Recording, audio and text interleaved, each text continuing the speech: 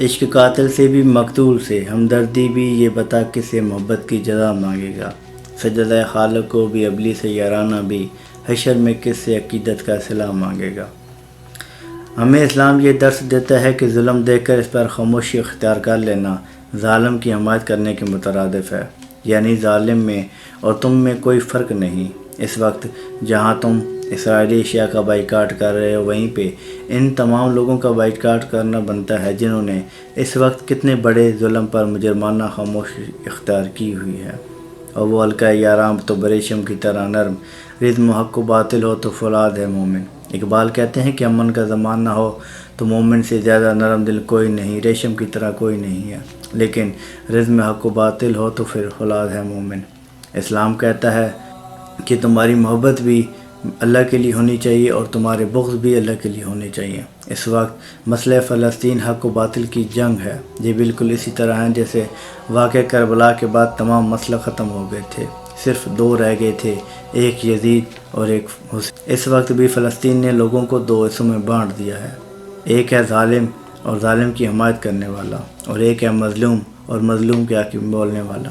سارا سال وہ لوگ جو آپ کے سٹار بنے ہوئے ہیں، جن کو سارا سال آپ دیکھتے ہیں، ان کی ویڈیوز شیئر کرتے ہیں، ان کو لائک کرتے ہیں، ان کو سٹار بنایا ہوا ہے آپ نے، وہ کسی بھی شعبہ ہائے زندگی سے تعلق رکھتے ہوں، وہ تمام علماء اکرام جن کو آپ سنتے ہیں، وہ تمام میڈیا انفلوئنسرز جن کو آپ جانتے ہیں، جو آپ کے دل دادا ہیں، آپ کے قریب ہیں، ان تمام لوگوں کی پروفائل پہ جا کے انہیں کہیں کہ مسئلہ فلسطین پہ بات کریں۔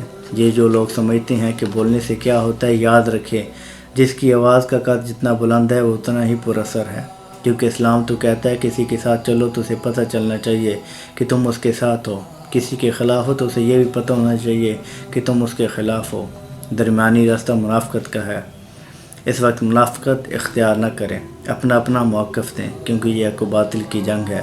مسئلہ فلسطین پہ آپ اپنا اظہار کریں کہ آپ اس وقت خاموشی کے ساتھ اپنی نارمل لائف جی رہے ہیں یا پھر فلسطین کے لوگوں کا درد محسوس کر رہے ہیں، کیونکہ امت مسلمہ حضور کے فرمان کے مطابق ایک جسم کی مانند ہے، جسم کے ایک حصے میں درد ہو تو دوسرا حصہ اس درد کو محسوس کرے، ورنہ اگر آپ کو درد محسوس نہیں ہوتا تو آپ کے جسم کا وہ حصہ فالج شدہ ہے جس کو علاج کی سخت ضرورت ہے۔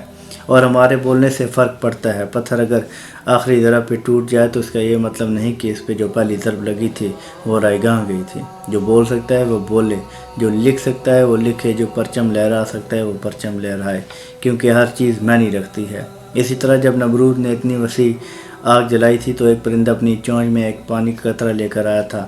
وہ جانتا تھا کہ اس قطرے سے آگ نہیں بجھے گی، لیکن اس کا ایمان تھا کہ کل قیامت کے روز میرا نام آگ بجھانے والے میں لکھا جائے گا۔ اسی طرح ان تمام ٹک ٹاک سٹار کو منشن کریں، ان کی آئی ڈی پہ جا کے آپ کومنٹس کریں، فلسطین پہ بات کریں، کیونکہ یہ اتنا بڑا مسئلہ ہے۔ اب دو بدو جنگ نہیں لڑ سکتے، اب وہ دور نہیں رہا۔ اب ٹیکنالوجی اور جہد مسلسل کے بعد آپ کے پاس وہ ہتھیار موجود ہیں۔ دشمن کو آپ باور کروانا ہے کہ آپ کے پاس اتنی دیر کا الٹیمیٹم ہے، ظلم کو بند کر دے۔ اپنی ارباب اختیار کو باور کروائیں کہ ہمارے لیے مسئلہ فلسطین پہ بات کریں۔ ہم نے آج تک ٹیکس اس لیے پے کیے ہیں، اس لیے یہ تمام ٹیکنالوجیز بنائی گئی ہیں، جب مسلمانوں پہ کوئی ظلم ہو تو وہ مظلوموں کے حق میں آواز بلند کی جائے۔ اسرائیل کے پروڈکٹ کے بائیکاٹ سے ان کا پروفٹ ریشو اتنا گر سکتا ہے تو اس کا مطلب ہے کہ فرق پڑتا ہے۔ ہمارا اسلام یہ درس دیتا ہے کہ ظلم ہو تو اسے ہاتھ سے روکو، ہاتھ سے نہیں روک سکتے زبان سے روکو، زبان سے نہیں روکتے تو دل میں برا سمجھو، یہ کم از کم ایمان کا کمزور ترین درجہ ہی صحیح، لیکن یہ ہمیں اسلام نے دیا ہے کہ ظلم دیکھو اس پر بات کرو۔ اپنے ارباب اختیار کو یہ باور کرواتے رہو، دستک دیتے رہو، اس بات کی انہیں یقین دہانی کراتے رہو، مظلوم کے ساتھ کھڑے ہیں، فلسطین کے لوگوں کے ساتھ کھڑے ہیں۔ اگر وہ کہیں آپ کی ڈی پی، آپ کی پوسٹ، آپ کی ویڈیوز، آپ کی فوٹوز دیکھ لیں تو فلسطین کے لوگ شرمندہ نہ ہوں، کم از کم ان کے زخموں پہ تھوڑی مرہم ہو کہ آپ ان کے دکھ میں دکھی ہیں۔ اگر رونے والے گھر جا کے رونا نہ آئے تو اسلام کہتا ہے کہ رونے والا منہ بنا لیا کرو، اس کا بھی تمہیں اجر ملے گا۔ سلام پہنچے۔